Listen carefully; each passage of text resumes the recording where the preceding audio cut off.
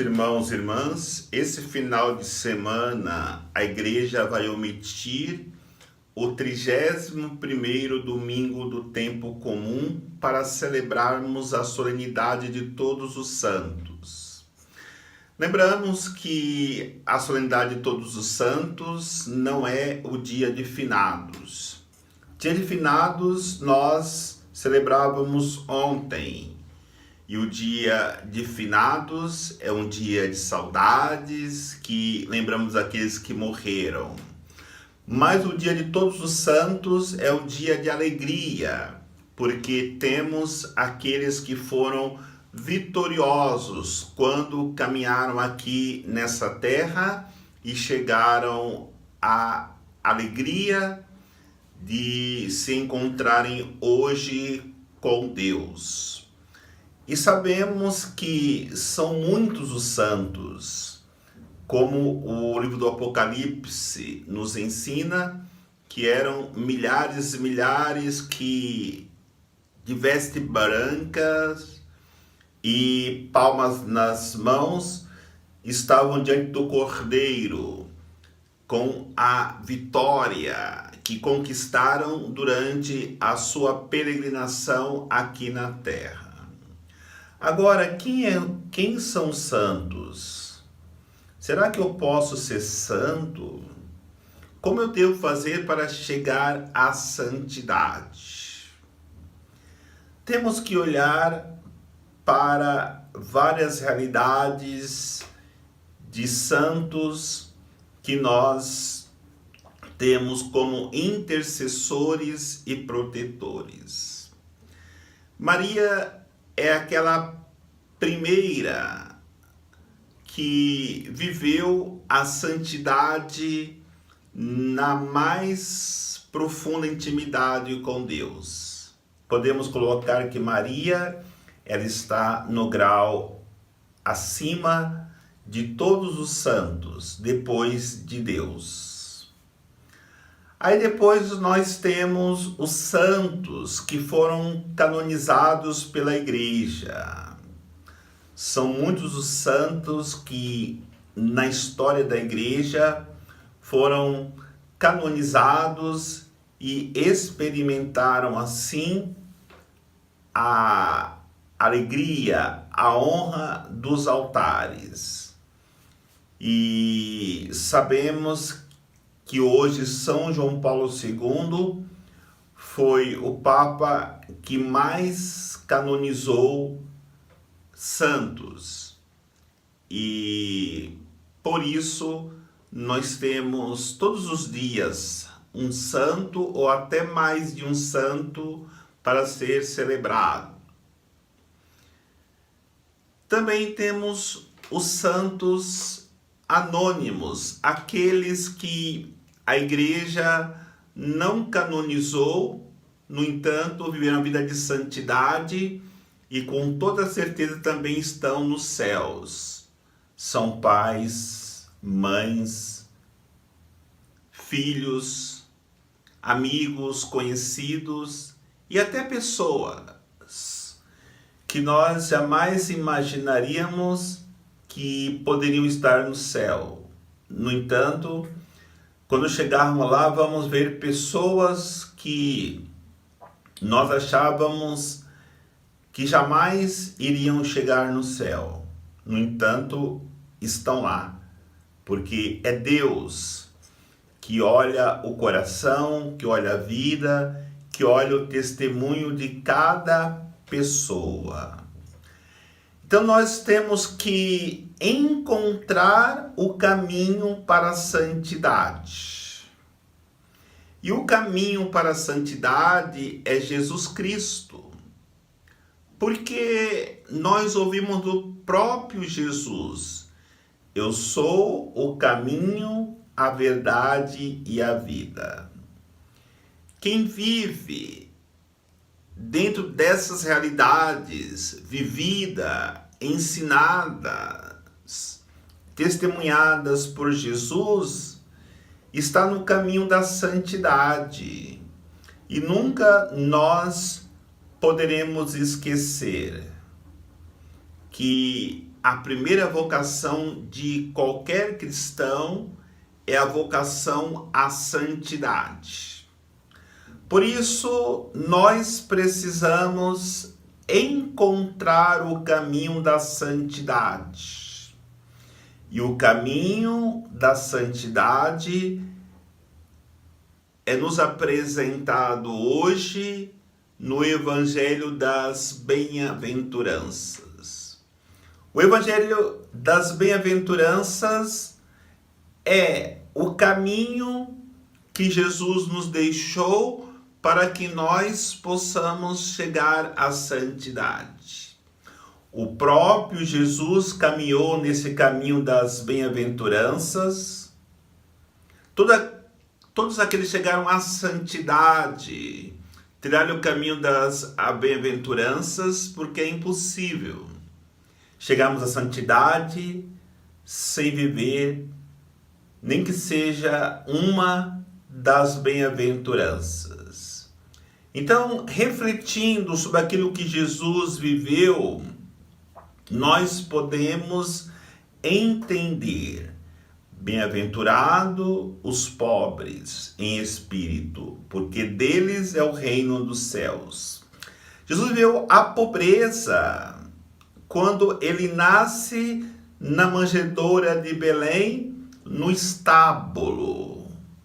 Nenhum de nós iríamos ficar satisfeitos se nós nascêssemos no estábulo, na manjedoura, no meio dos animais. E mais tarde Jesus vai dizer: o Filho do Homem não tem onde reclinar a sua cabeça. Aí podemos olhar para São Francisco, que seguiu o caminho do Mestre e percebia a pobreza como a senhora pobreza, e dela desposou-se e foi fiel durante toda a sua vida, vivendo uma vida de profunda pobreza e fazendo a vontade de Deus nesta maneira de viver, renunciando a todos os bens materiais. Bem-aventurados os mansos e humildes de coração. Vinde a mim, porque eu sou manso e humilde de coração. Jesus viveu a mansidão, a humildade de coração, se abrindo e acolhendo todas as pessoas. E se nós temos por costume ler os evangelhos, vamos perceber que a mansidão de Jesus, a humildade de Jesus era direcionada principalmente para os mais pobres, para os doentes, para os mais necessitados. Aqui me vem a lembrança de Santa Teresinha do Menino Jesus, que ainda com 15 anos entra para o Carmelo. Torna-se uma carmelita e ali vive com muita humildade, com muita mansidão. Ela, com 15 anos, se tornou madura durante os 9 anos antes da sua morte, que permaneceu no Carmelo, vivendo uma profunda humildade com as suas irmãs, como também ela era mansa, aceitando tudo, principalmente as pequenas coisas, para fazer a santíssima vontade de Deus. Jesus também viveu a bem-aventurança do chorar pelos que ele amava, aqueles que ele amou. Bem-aventurado os que choram, porque deles é o reino dos céus.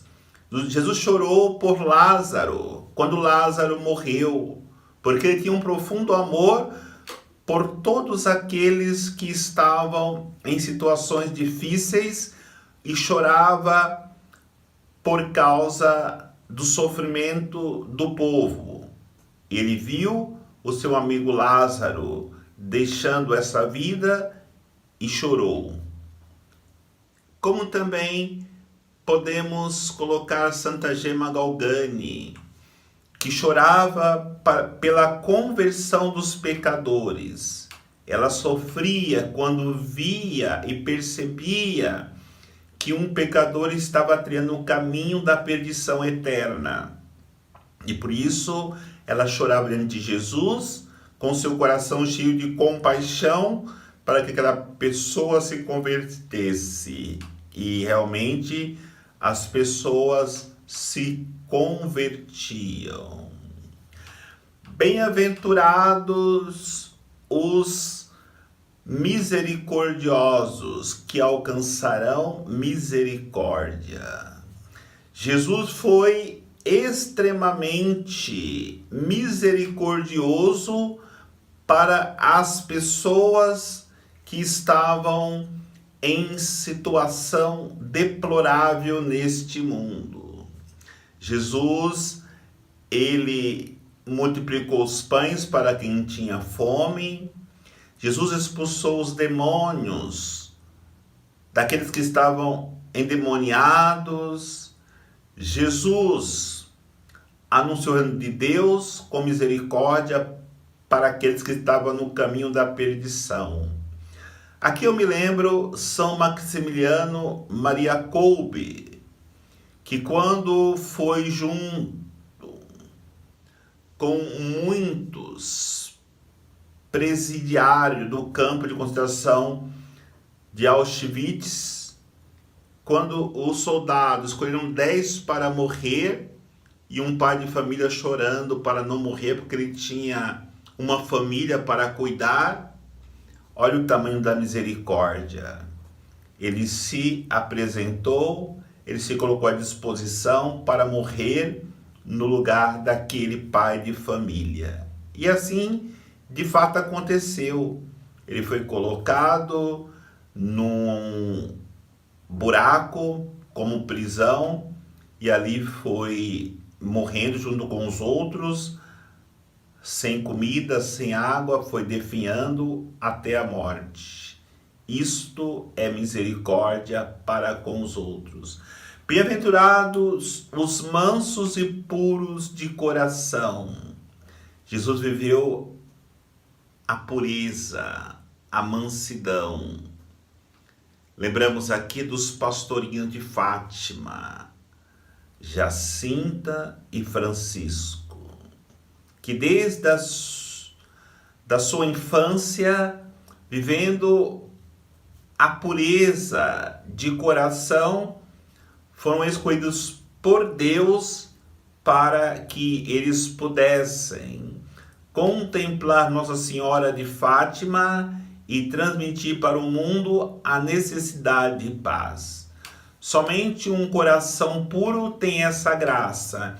E Deus escolheu a pureza de 3 crianças que foram visionárias da presença de Nossa Senhora, pedindo a paz para o mundo. Os puros de coração verão a Deus, estarão em intimidade profunda com as realidades do céu.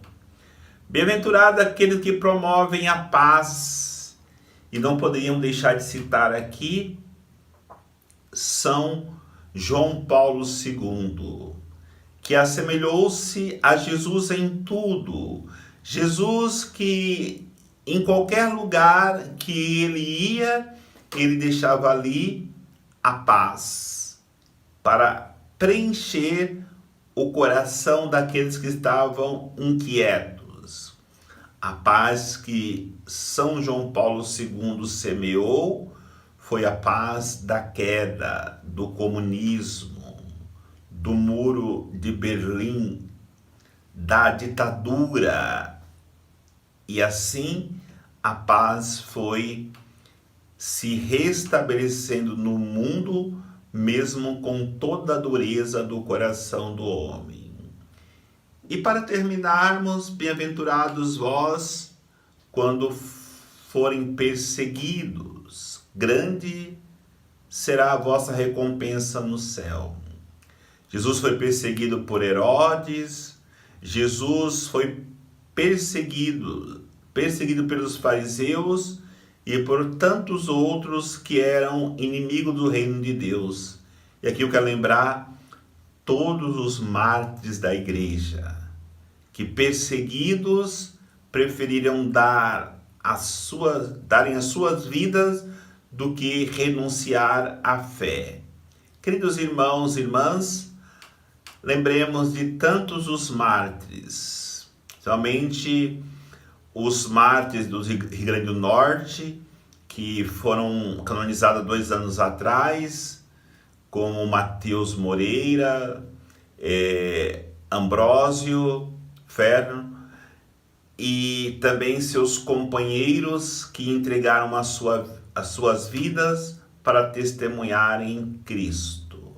Peçamos a graça de imitá-los na vivência das bem-aventuranças que nos dá a marca da santidade, que nos dará também a oportunidade de entrarmos no céu e vivemos alegria eterna com esse Deus de amor que vem sempre ao nosso encontro, nos oferecer a salvação. O Senhor nos abençoe em nome do Pai, do Filho e do Espírito Santo. Amém.